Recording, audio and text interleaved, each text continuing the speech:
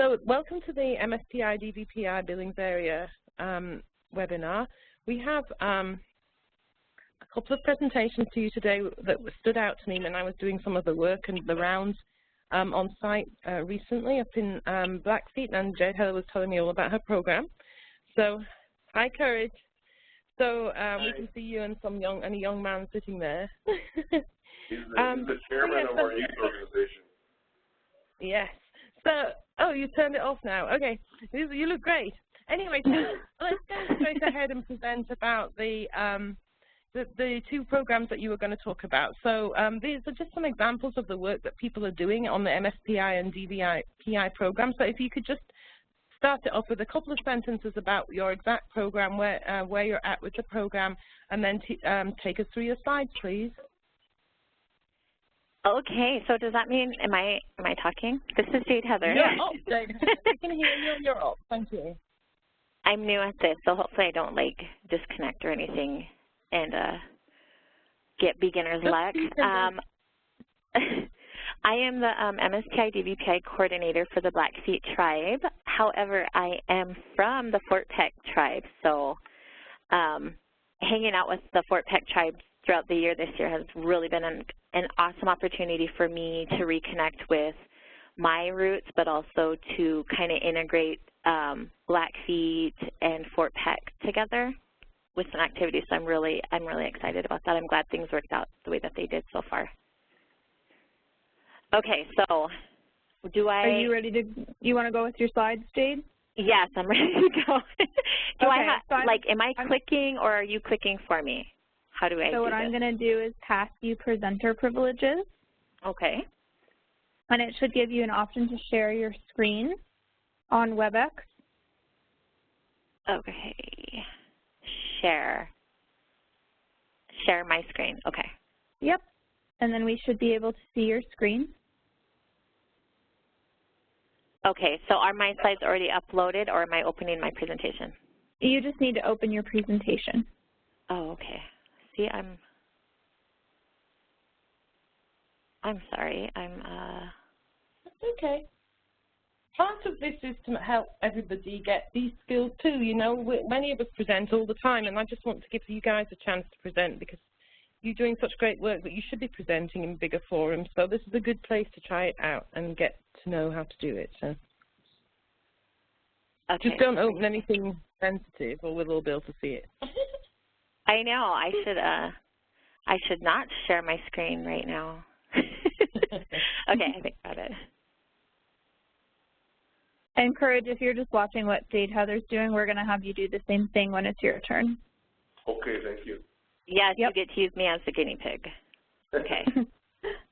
Okay, so you guys are all seeing this? Do you guys see our logo over there on the left-hand side? Yep. Okay, yep. All right, good.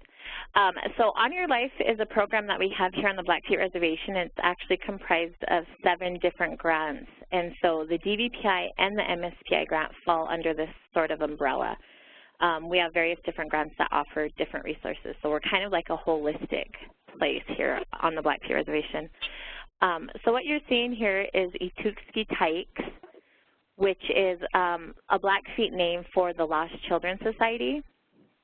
And what we did at the beginning of the year, we wanted to put together a youth group for males and for females. We kind of kick-started it with the males because initially the idea was that we wanted to empower the young men in our community again. We live in a community where there are a lot of independent women, there are a lot of single-parent mothers.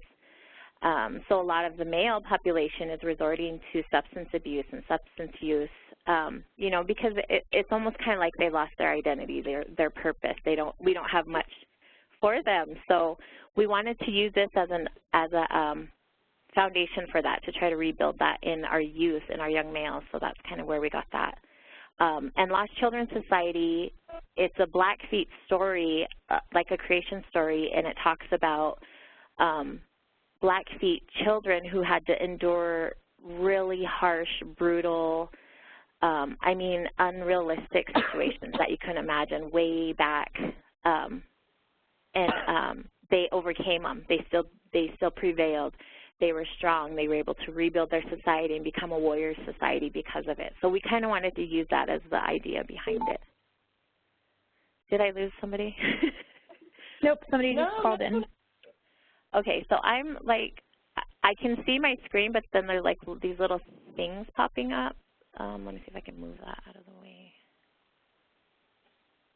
It's okay, we can't see them.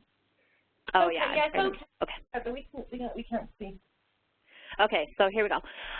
So just what I mentioned to you guys, here's a little bit of information about it. A male support group that caters to middle school age and high school age students and incorporates the following. So Safe Dates curriculum is a curriculum that I found through Ovea's Bullying Prevention, and it's a 10-session dating and abuse curriculum, and it caters to middle school, high school age students when it comes to developing positive, healthy relationships.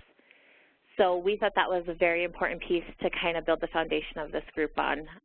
And we were able to actually get this curriculum into the Browning High School, and it's a mandatory curriculum for all incoming freshmen and sophomores. So we're really happy about that.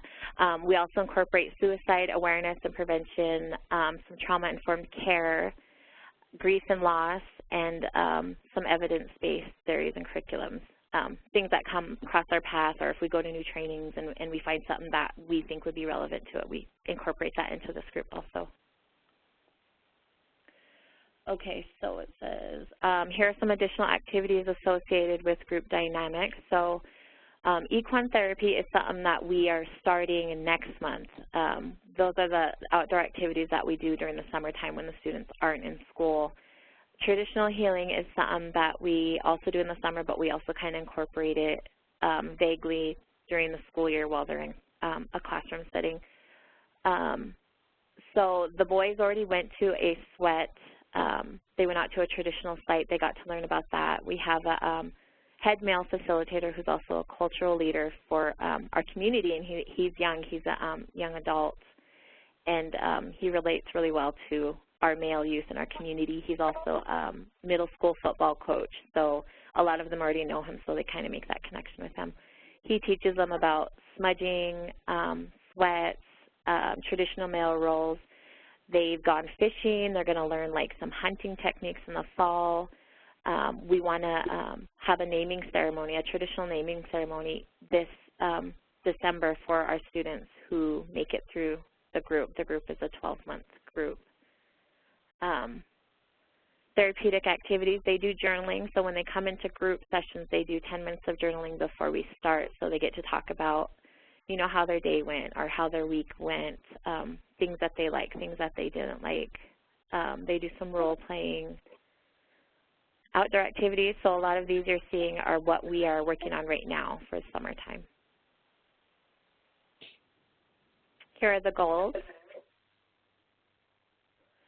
The goals are to raise awareness, students' awareness of what constitutes healthy and abusive dating relationships, raise awareness about suicide prevention, equip students with the skills and resources to help themselves, peers, and family members, equip students with the skills to develop healthy relationships, positive communication, anger management, conflict resolution, coping skills, life skills, and the value of life. So in that part, in the second, or in the third part here, resources to help themselves, peers, and families, what that is that we have an agreement of support that they sign when they do an orientation. So it kind of obligates their family members or their guardians, whoever they live at home with, to come and participate in monthly activities alongside them. So that's a really good aspect of it too. Here are just some other relevant topics and theories that kind of fall into what we're doing in the group, in the youth groups.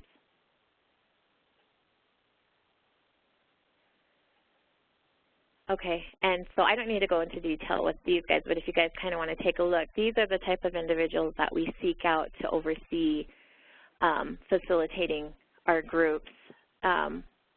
We live in this community, so we know, you know, fairly enough about each individual, and we wanted to pick individuals who are fathers, who are leaders in our community, who are in healthy mindsets, who are hardworking, who are very community-oriented. So we chose those types of individuals to be facilitators for our men's group. Terrence the Farm Boys, he is going to be co-presenting with me at the Behavioral Health Conference this year. So you guys will get an opportunity to meet him there.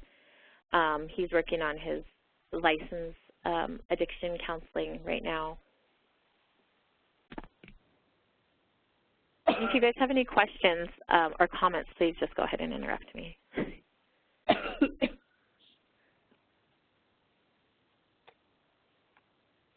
Okay, so we collaborated with individuals in our community. These are some to name: Adult Healing to Wellness, Court Injury Prevention, Community Wellness, Partnership for Success. These are the grants that fall under Honor Your Life. So we have, like I said, we have a program that focuses on underage drinking and prevention, prescription drug abuse. Healing to Wellness is a part of the tribal court. So adolescents or adults who are in the court system have the opportunity to get into our groups and to get into our classes.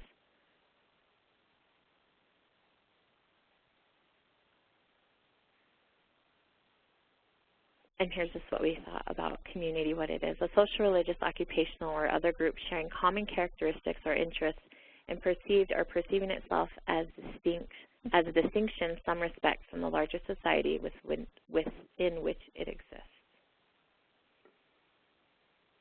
And so we put how your program fit into the puzzle. So this presentation is one that we use to kind of outsource and network with other community programs.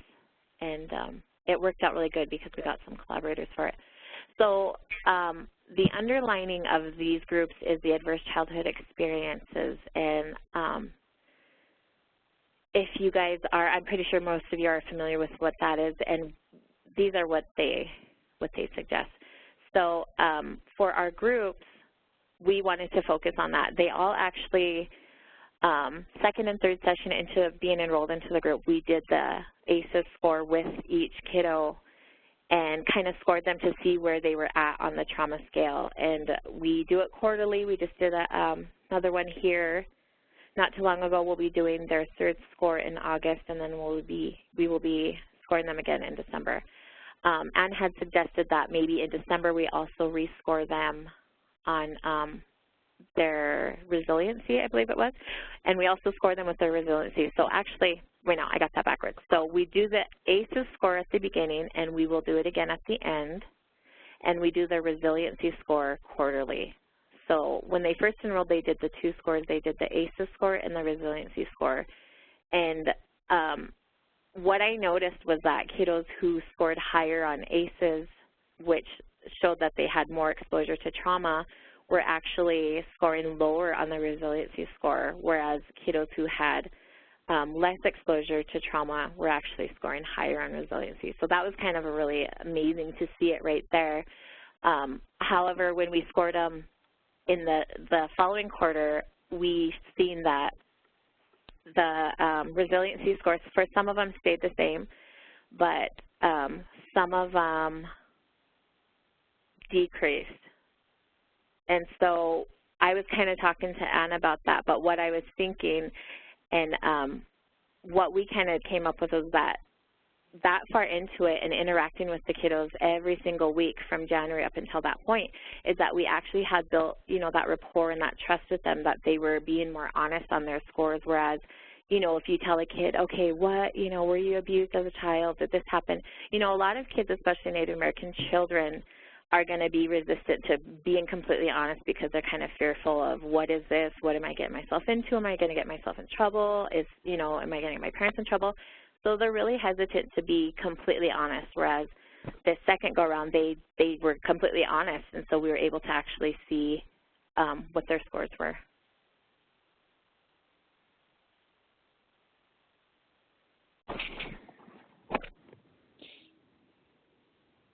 Okay, so within the school setting, trauma can lead to decreased reading ability, lower GPA, higher rate of school absences, more suspensions, expulsions. Oh, how do I go back?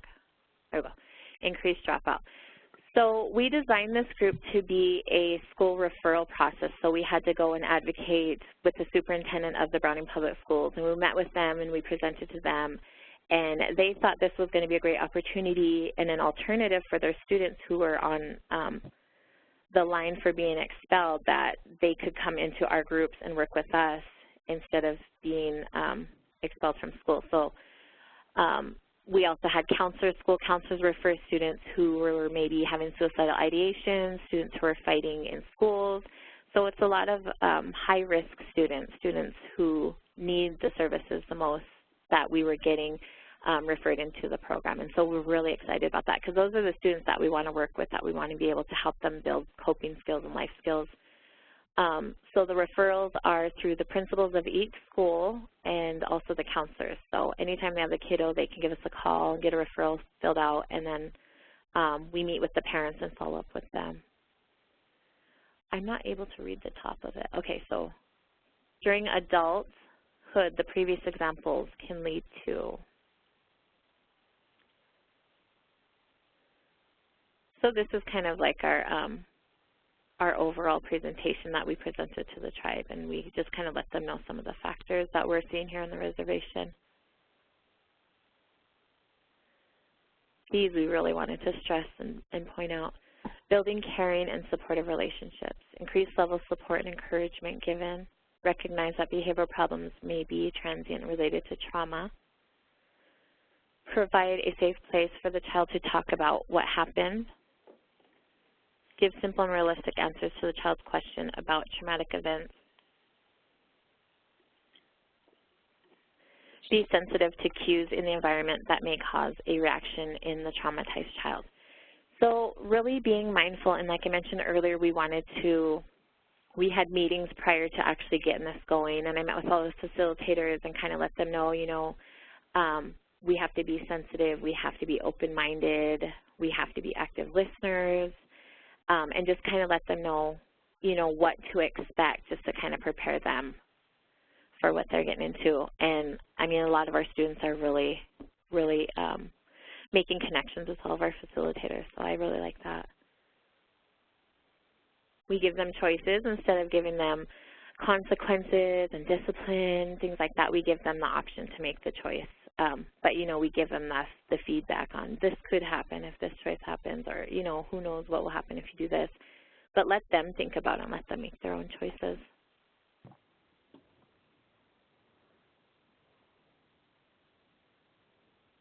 And then an orderly climate, I wanted to stress that because we do have a classroom setting, but now we're out in the community now. Our kids are helping to volunteer at our activities, so they're getting to have that kind of coordinator, supervisor, a little bit of empowerment within themselves to help our community, so they really like that.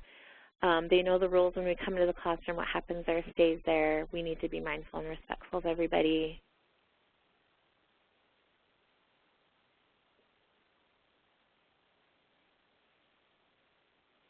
Are you guys seeing all of these? Yep, we're seeing all of them, Jade. Okay, so do you guys, I will, for the sake of time, I won't like read through all of them because there's going to be a lot of them, but if you guys are able to just see them on your screen, go ahead and just glance through. If you guys have any questions about any of them, please let me know. Okay, resiliency, the ability to recover from unforeseen circumstance and overcome trauma through the development of coping skills. Collaboration with all programs that are relevant in promoting healing aspects in a wraparound approach. So we were able to collaborate with other programs in our community. So MSPI, DVPI, we had the underage drinking prevention program who also collaborated. We had community health representatives in our community come on board and collaborate. We also had the Crystal Creek Lodge Treatment Center who has an adolescent prevention program, and they came on board also to help. So we have just a bunch of different resources that each program can rely on for support for these children, and it obligates us to be there for them. So I mentioned earlier the referral system. After they get referred and we get the information, we contact the parents and the guardians and do an intake interview with them. Sometimes it means them coming into the office with their kiddo and visiting with them and finding out, you know, where the need is. Or sometimes, you know, we have a lot of families in our community who don't have transportation or a means to get to our office, so we will go and visit them at their home, and they're comfortable with that and they're okay with that. And we kind of get to visit with them. It's kind of a more personal approach, and they really like the Jade company. Heather. Yes. Jade Heather, can you expand on, when you say the students are referred, could you just share with everyone, like, are you only getting students who are particularly high risk referred in, or can any student who wants to be part of it come in? What kind of a group is coming in by the referrals? Is that everybody? Well, it is an open group, but it was designed for the high risk students only, for like middle school and high school age.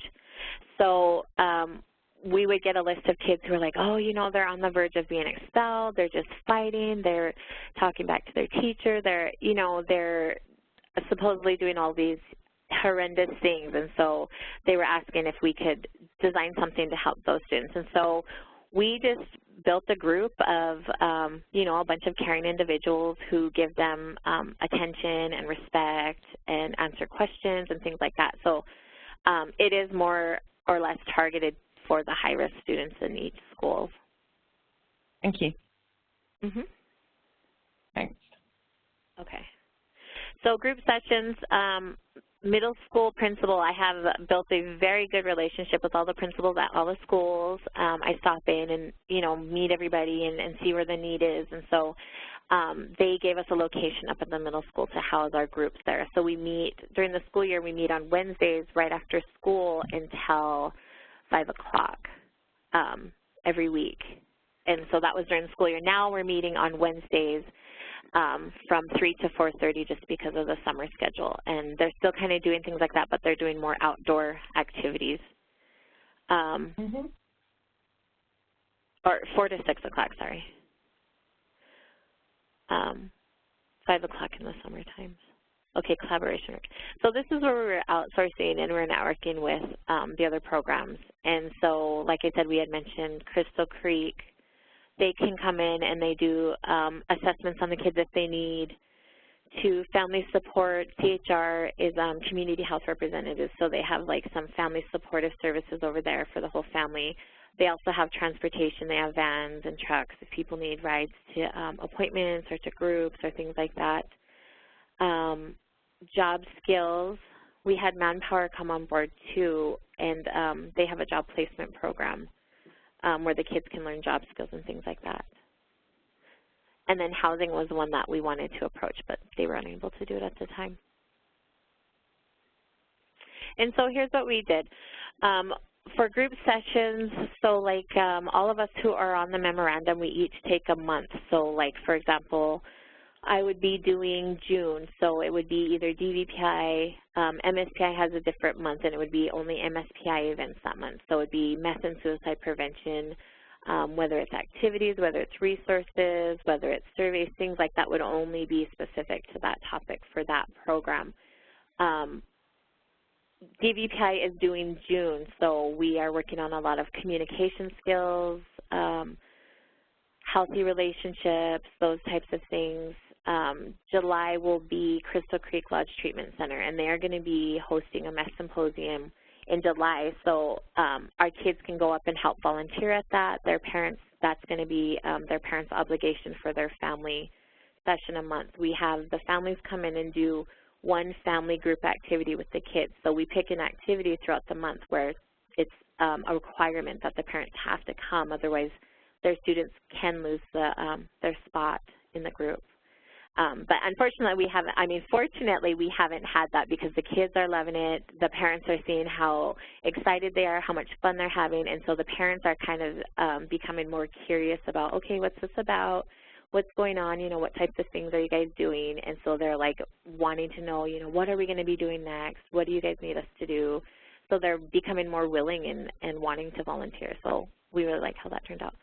So the groups that sponsor the month will also pay the stipend for the facilitators. So we pay the facilitators $50 a group session because they facilitate for 2 hours, whether we're focusing on exercise or healthy mindsets, things like that.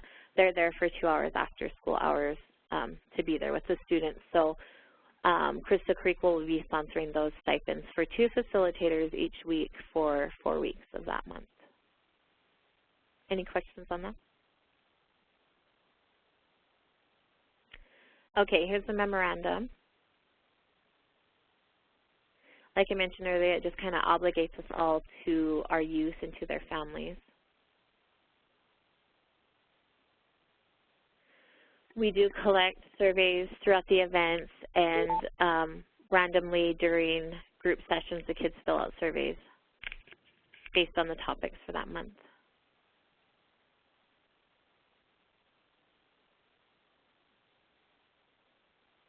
So a lot of our surveys, when we do the random ones during group sessions, are targeted towards the youth, so we get some of their input.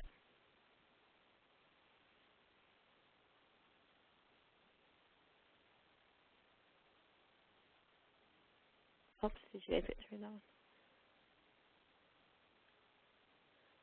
So this is just with the collaboration of various other tribal programs and their resources for our youth and their families. The agreement of support is what the parents and the guardians have to sign for their children. We give them an agreement of support with stipulations and rules and things like that, and they just have to read through it. And they add individuals that are going to be supportive to the student. So, for example, if the student lives in a house full of aunties and uncles or grandmas, then maybe whoever the guardian is will want to list those individuals on there and say that we will support our student in this group, and we will be obligating ourselves to go to the family activities. And then they all have to sign.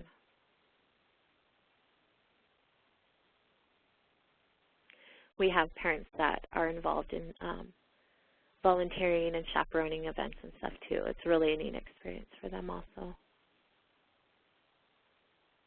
And then follow-up sessions. We're getting ready to meet with the schools to see how our students' attendance was, what their behavioral reports look like for the year, what their grades are looking like or look like, and talk with their teachers if we need to. And all of this is also on the agreement of support, which gives us the go-ahead to get that information from the schools and the principals if we need to. At the end of the year, the students that make it through the year-long program, they will receive a name from one of our societies here in Blackfeet.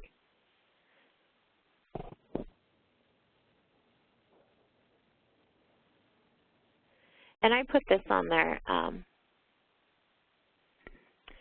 just because at the time we were presenting this to the Blackfeet tribe before we were able to get it up and going, we had an individual in our community who was murdered. It was a youth who came down from Canada, and he was murdered and nothing was done about it. And it was just over something simple, a fight with a girlfriend and boyfriend, and you know, that something that could have been prevented so easily turned into somebody losing their life, and then no justice getting done with it. So we kind of wanted to point that out, that, you know, the effort and the amount of time that we put into our children and our families and our community is going to impact us all. It's going to affect all of us. So it's kind of, you know, it's going to be a community-wide effort.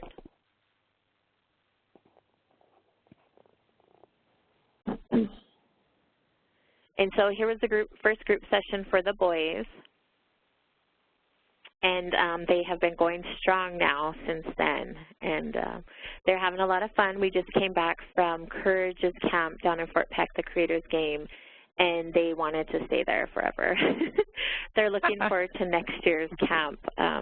So they had a lot of fun, and they learned a lot of really awesome things down there. So we're really thankful for that. Thank you, Courage, for inviting us. And then here's all my information if you guys need it.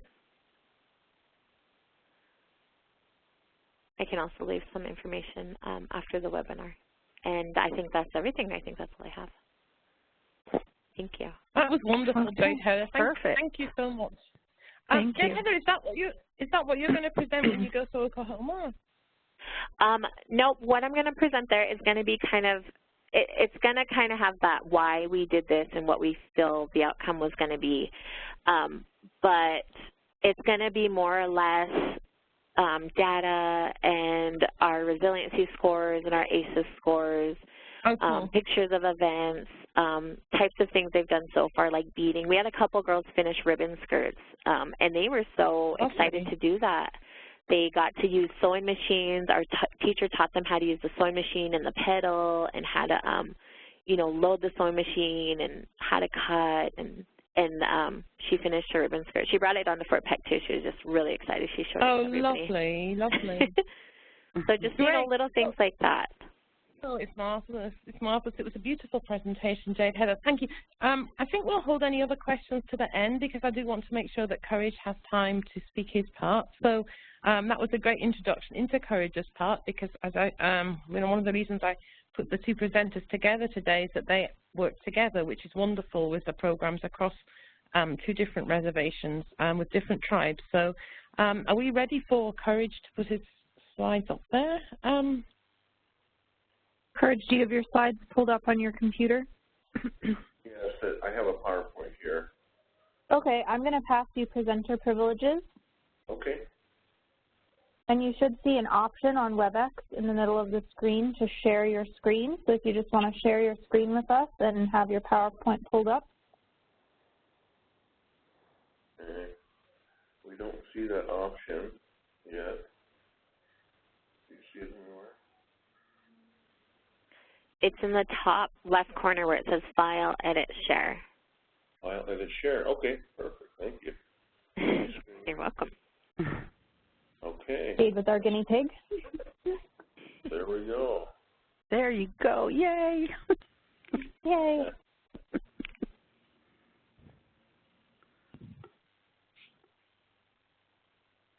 Okay, welcome everybody to our MSPI presentation. I have with me one of our outstanding leaders, youth leaders. His name is Wyatt Miller, and I'll let him introduce himself while we're ready for our slides to pull up here. My name is Wyatt Miller. I'm from Fraser, and that's on the Fort Peck Reservation. I will be an incoming junior next year in high school.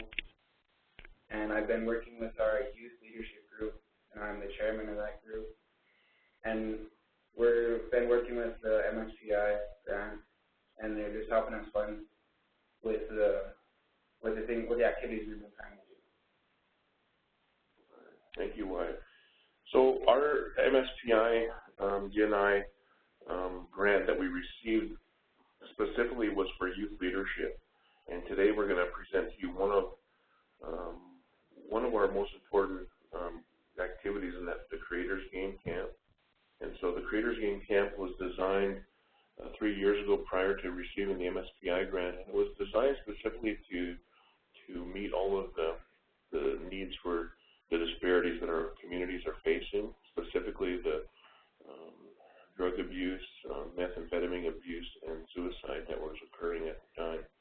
And so since we've started Creators Game, our numbers for suicide have decreased drastically. We've only had one youth suicide in the past 3 years, knock on wood, and one adult. And so we feel like some of our efforts are making some impact. But primarily, we realize that we can't get ahead of the disparities that we're currently facing, and so we've refocused all of our energy on our youth. So sitting next to me, of course, is our next generation, is Wyatt, and this organization that he's in charge of basically is the first in our history for the Fort Peck tribes of doing a youth tribal youth council.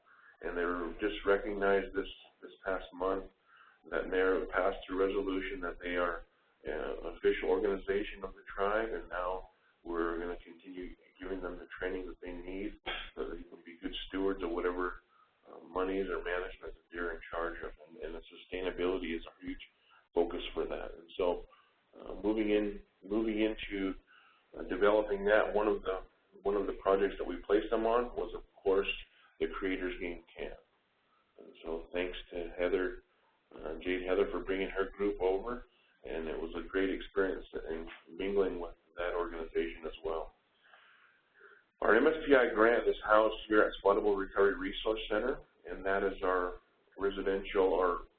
future residential treatment center, and it currently takes care of all of our outpatient services for the tribe. And so it's a great fit for us because it also is the center point for a lot of other issues that our people are facing, especially in mental health. And once you start getting people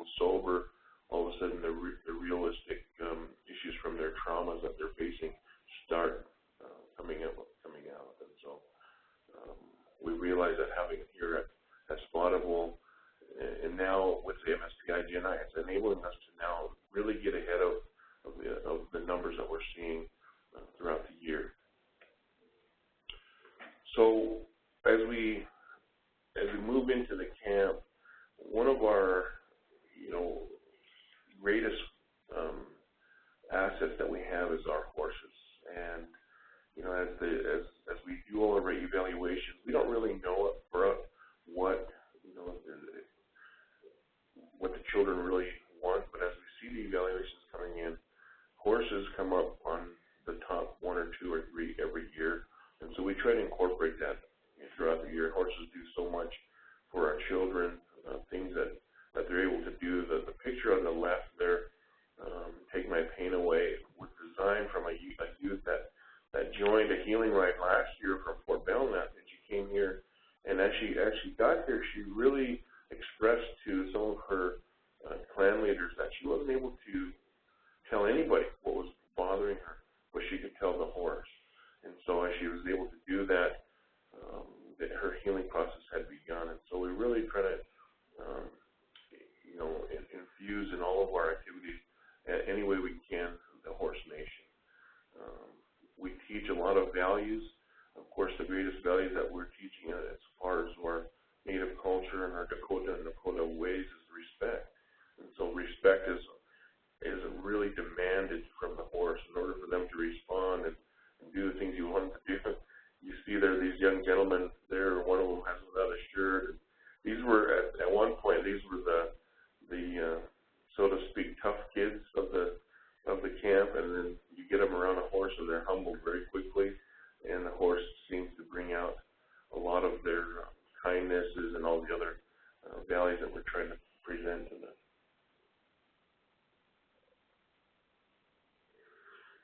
Creator's Game itself was named after a game that we learned from our big brother tribes back east, and these were the Haudenosaunee tribes. And you see in front of you some of those Oneida Haudenosaunee members playing lacrosse with our youth, and even the youngest youth that we have at our camp were involved in that.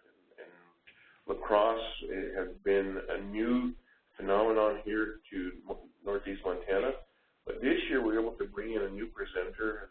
His name was Jeremy Redigo, and he presented to our Dakota people a stickball version of lacrosse, and it's a traditional Dakota game, and it's similar to lacrosse, but it's played with a smaller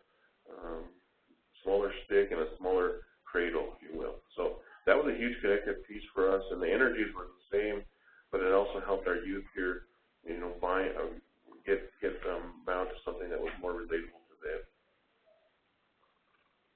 Also coming with these youth organizations that come from the Oneida Nations, they bring what's called smoke dancing, and they perform at our camp once or twice every time they come. Of course, we're really trying to focus on our families, and so this was a picture that was captured a couple of years ago.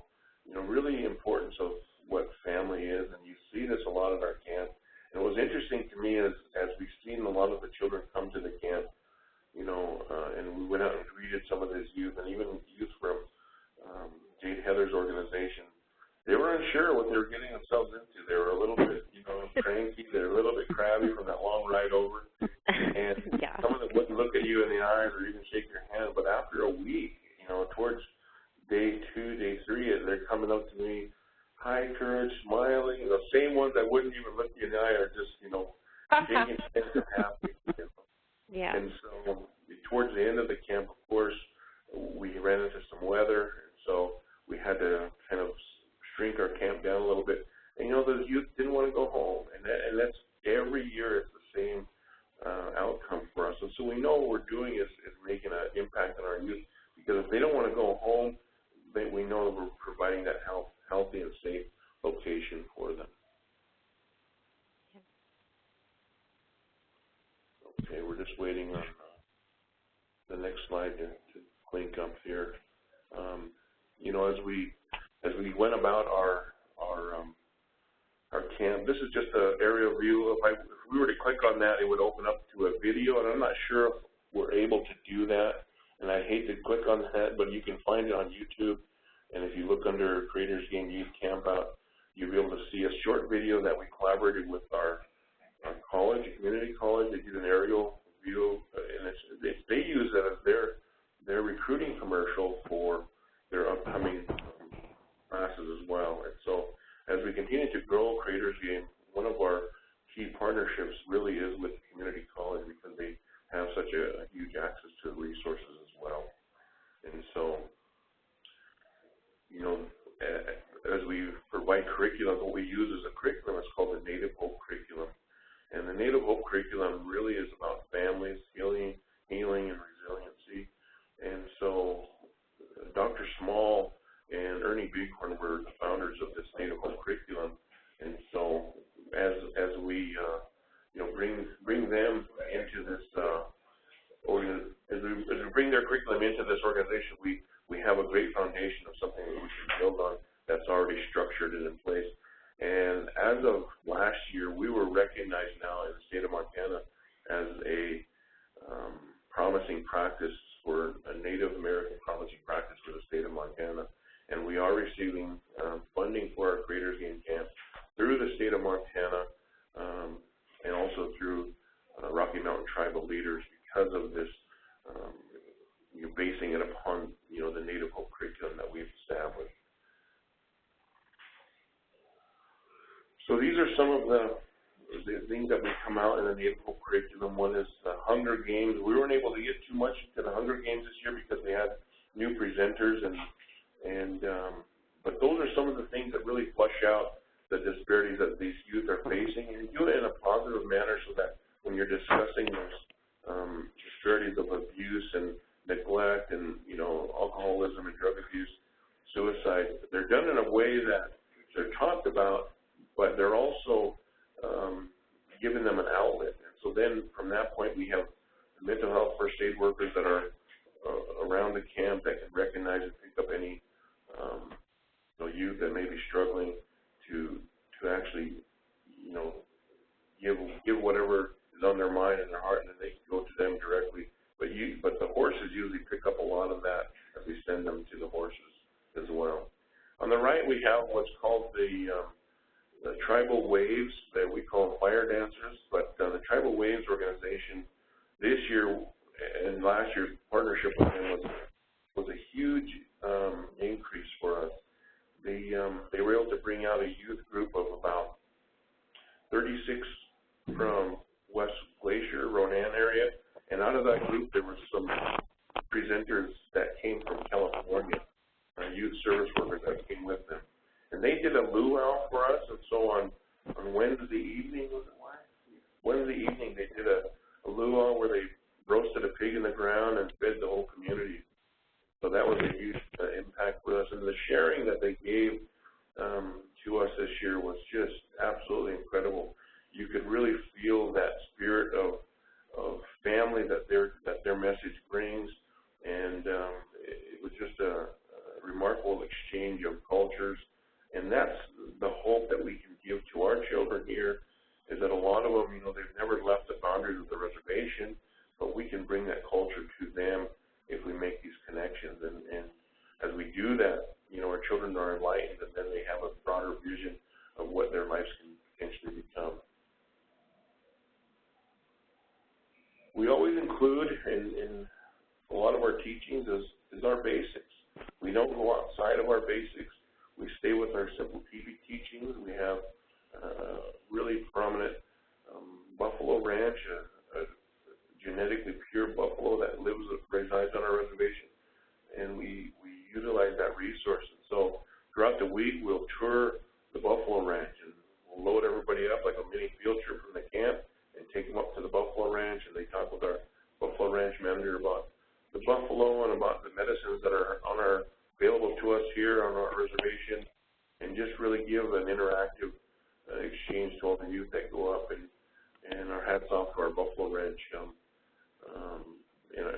people for handling that for us. And that goes again to say about our partnerships that we have with all of our community members. The teepees that you see there were actually teepees from a community member who we contracted with, and he has 10 of his own. We have about 12 of our own, And this year, Heather Jade's organization, they got to set up a teepee when they came down as well. And so we give teepee teachings, and we also let them have opportunity to set up teepees for them. We do teachings inside of the teepees as often as we can. And, you know, we can continue to develop that in many ways. But those are just some of the basics that we have. And that's our largest resource, is just our culture. And so we really try to enhance that as much as we can. Of course, that is the goal of our camp, is keeping our children safe and happy. We do that by putting a lot of emphasis and focus on keeping the camp closed in the evenings, providing good security, involving you know, our SORNA officers, involving our you know, law enforcement so that they can come down. You know, unfortunately, I personally made a decision this year to allow some registered sex offender come and stay in our camp, and allegations were made towards him, and so we are still under, you know, dealing with that aftermath. And from now on, we won't have any. We won't allow that. We got permission from the SORNA officer to allow them there, but we ultimately are going to make the decision from here on out that we won't allow them at our camp at all, and it's just to protect our children. Even though we're trying to heal our families in certain disparities, we just cannot risk the welfare of our little children. And so, unfortunately, that was a lesson hard learned, and of course, I take full responsibility for allowing it to happen. So we've increased our policies, we've increased our security from this year, and next year we'll be able to enhance that area and do better. But our goal ultimately is keeping our children safe, keeping them happy, letting them have a good time. When they come down to be with us, they're coming from broken homes, they're coming from single-parent homes without any food, have very little to offer. And so when we get them there, of course, we want to clothe them. We always give them T-shirts, give them hygiene kits if they need them, sleeping bags. We provide all the comforts of home for them in this camp setting, and we really try to, you know, spoil them for this whole week and feed them well, so that the hunger is not an issue. And that's one of our huge partnerships. We partner with the summer feeding program, and we were busing our children up to the school this year to take care of all their breakfast and lunch meals that are provided through the summer feeding program. And to us, that's a huge partnership, because that's a cost that, you know, a lot of grants, we're not able to cover any food costs, so that helps supplement that for us. And so we're really appreciative of those partnerships. So our final, you know, one of our final slides is that, you know, we're all invited to attend our Creators Game. Next year's Creators Game camp is June 18th through the 22nd, and we also had a saddle bronc and bareback riding school this year, June 21st and the 22nd, which was a huge success. We had a lot of those inspirational riders came from Heather Jade's organization. They were leading our youth and getting on those horses. They were just courageous young women and children that came from there, and it just speaks volumes to the work that she's already doing with our youth, because what that does is it encourages our children to step outside of their comfort zones. And you know, the rodeo school this year was a huge hit. You know, we were able to bring in some national renowned bronc riders and bareback riders, and you know, provide some really good training, the quality training for these youth. And finally, we finished up our camp with a run to memorialize one of our members of our organization, which from Medicine-Wheel, her name is Katie, and she passed away this year. And so her Native American name is Beautiful, and so we had what's called the Beautiful Memorial Run, and that's a picture of not of the run, but of another child that likes to run. And Wyatt here, he's a world-class runner. He was able to run from Popper all the way to the Badlands, which is 13 miles. We had about a handful or a dozen or so youth that ran in, you know, for this run. And the grandson of this woman who passed away, he was a speaker at our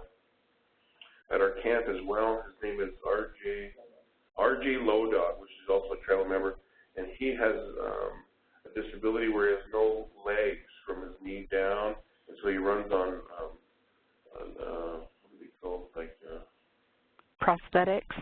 Prosthetics, but they're really neat-looking prosthetics. They look like they're I don't know. They look just futuristic, and so he made the whole run. Him and Wyatt and the couple.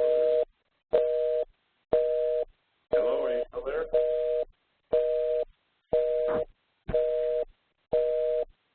Hello. Is that my phone?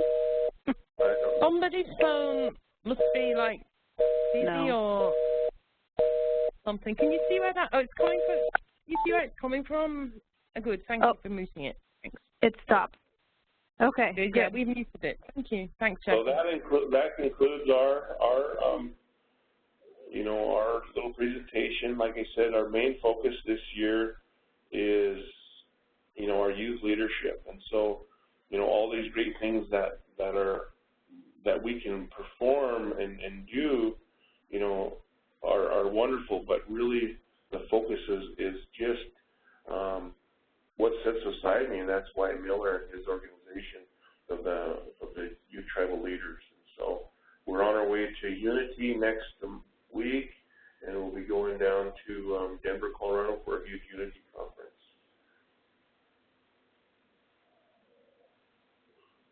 Thank you. That was great, both of you. You know, it's just really nice to get some feedback to the whole group about what great programs you're doing. We don't share very much. This is one of my goals, is to help us share and have these webinars, and it couldn't have been any better. Both of you have wonderful programs, and you did a beautiful job presenting, so thank you very much. And as I mentioned at the beginning, we actually have quite a few people who did join the call now, which is great, but we will also be we have taped this, and we will be putting it onto our website, and we will send out a link to you, and I'll get the link to Elsie as well, who is also on the call. And she can send it out to other people so that you'll be able, people who were on vacation or weren't able to join today will be able to see it going forward. So thank you very much, Courage, and thank you very much, Jade Heather. That was wonderful. We have like 2 minutes left. I don't know if anyone wants to ask any questions from the presenters.